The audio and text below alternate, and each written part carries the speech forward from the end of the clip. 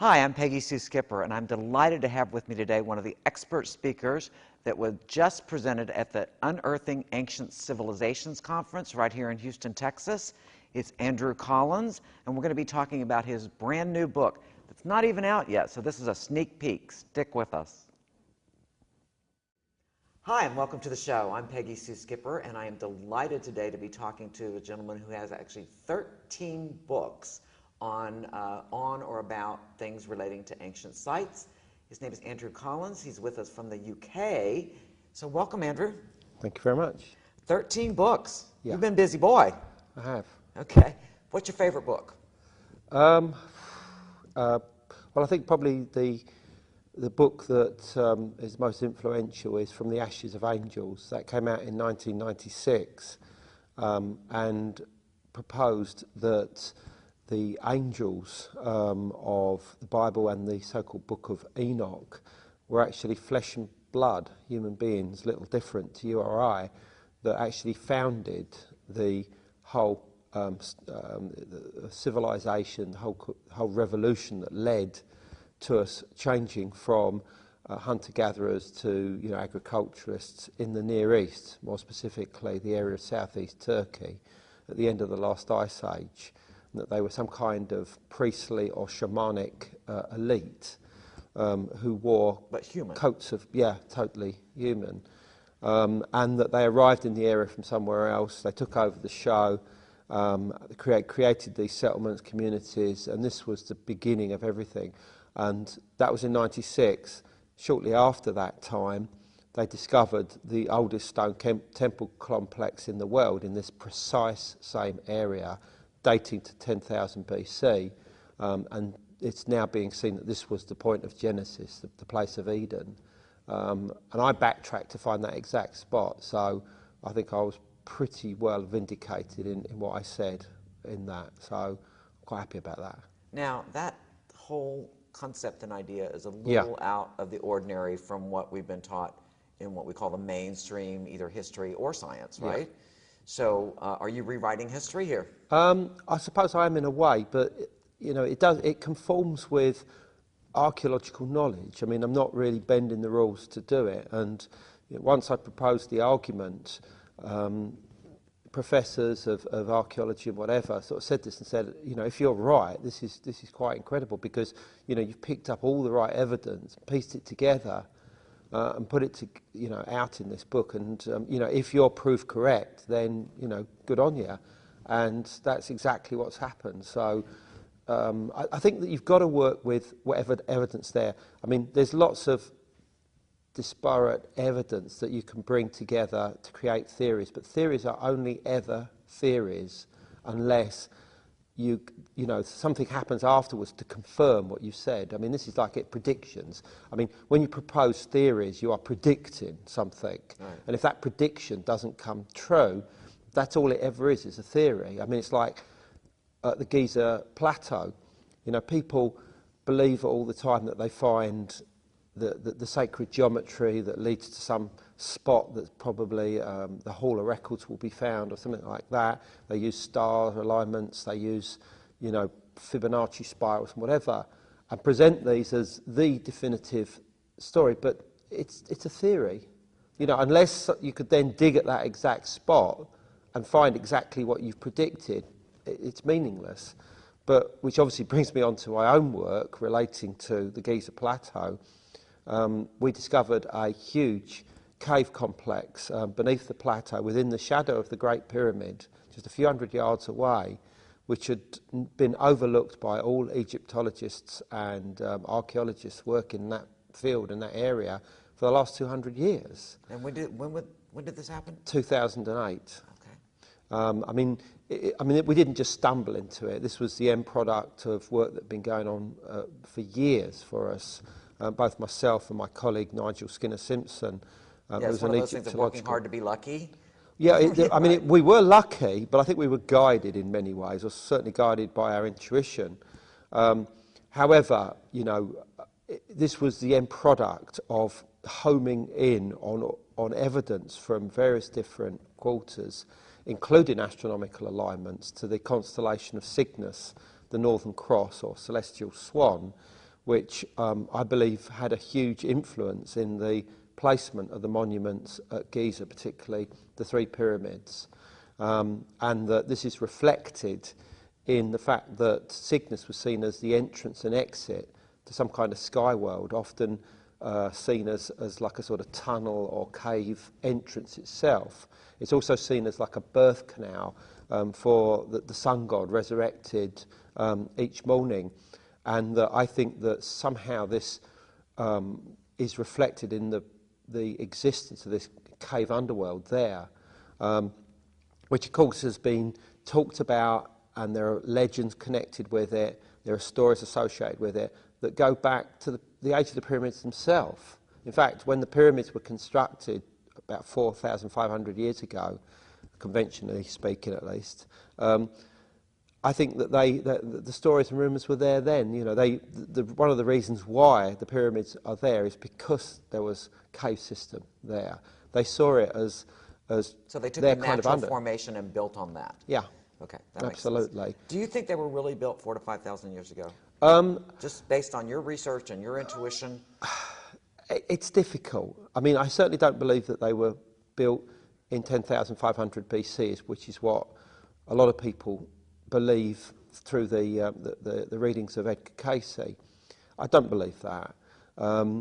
What I do believe is that firstly, we have to work with the evidence. The evidence at the moment strongly suggests that they were built around 2,500, 2,600 BC. However, there has been carbon-14 dating on the pyramids done twice. The first lot, and this has never been properly published, Good, the first lot gave an average date of around 3,200 BC. They didn't like that because it obviously was wrong, as I say, wrong. And they did some more, and that gave a much more conservative date of about 2,800, 2,900. BC. That's still BC, of course, yeah. It's still outside the range of 2,600 BC. So, you know, if in a few years' time they do propose that they are slightly earlier, then that wouldn't come as a surprise. Okay. But it's only a few hundred years, not a few thousand. Okay. All right. So why do you think it's important for us to look at and study these ancient sites? What difference does it make? Because we need to know the truth of the past, really. I mean, you know, who wouldn't want to go back and find out what really happened? You know, at the time of Christ, for instance, you know, what sort of man was he? You know, where did he hang out? You know, what did he really say? Did everything to do with him really happen? I mean, it's a fascination that certainly if you're into the subject of ancient history, you want to know those answers. So the same is there at Egypt, for instance. You really do want to know why they built the pyramids and, you know, for whom, who was behind it, who was the architect, what was going through their mind when they constructed it. And what was the purpose? And was there any kind of higher contact involved? Was it channeled? You know, did somebody, you know, come out with a vision or a dream that they needed to? I mean, that's the sort of stuff that interests me. What really interests me is not the technologies per se, but more the inspiration of why they did it. Whether there was intelligences behind it. I mean, because I believe that there are intelligences out there that have an influence upon human evolution. I won't call them extraterrestrial, I'll call them non-terrestrial. In other words, they're not flesh and blood human beings. I believe that beyond the normal space-time exists some kind of ether, and within which other intelligences exist and can manifest to us either, you know, through stuff like plasma, electricity, or directly through into our brains, you know, making contact in different ways. I believe that, and if that's something which exists today, unquestionably it would have been there thousands of years ago. And did it have any influence on human evolution? I think it probably did. Yeah. Okay. Makes sense. So we hear a lot these days, or I hear a lot these days, about the need to build this bridge between science and spirit. And that sounds like what you're talking about, is we've got to look at this from both perspectives. Here's the concrete evidence over here. Here's what we have to work with that was built before our lifetimes, regardless of when that was. And then here's the arena where we may need to look to get all the answers to this question. Would you agree with that? Absolutely. But I think there are certain keys that we need to pick up first to be able to look at things in a much more sort of holistic way. And in my opinion, the key is something called quantum non-locality, which is also known as entanglement. And that's the idea that particles which split apart, which is occurring all the time in an infinite manner, retain a link to each other. So, you know, that some particles here are linked to other particles there, wherever there is, and that's infinite, and there is a transfer of information between them that goes on all the time, in a non-local capacity. In other words, there's no link between them. Nothing is connecting them. Physical, that we can measure. Within you know, our understanding of reality. And this is the key to understanding everything from telepathy to precognition to even teleportation. They're even making quantum computers based on the concept of entanglement today. And so sensitive are they that if you look at them, it could change the outcome of the problem. So they have to be completely shut away. You cannot consult them or watch what's going on.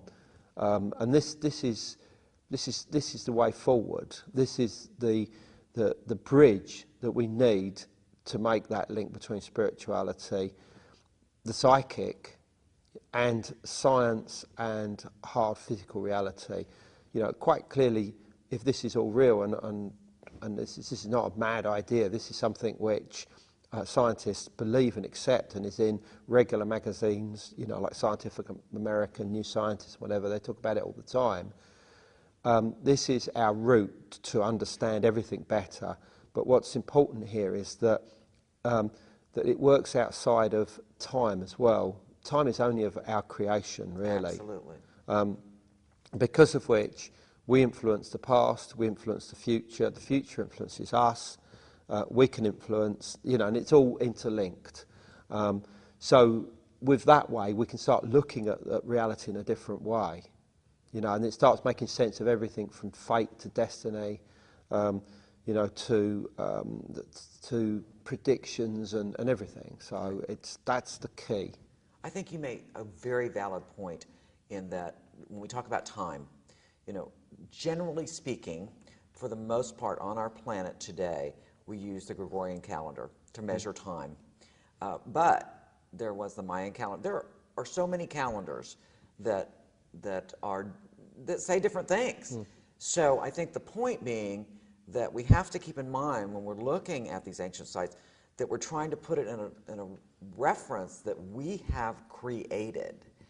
And we have, so it's like maybe trying to put the round peg in the square hole type of thing. Yeah. And we got to take a break, but I want to talk some more about that when we get back. Is that good? Okay. Okay. Don't go away. We'll be right back.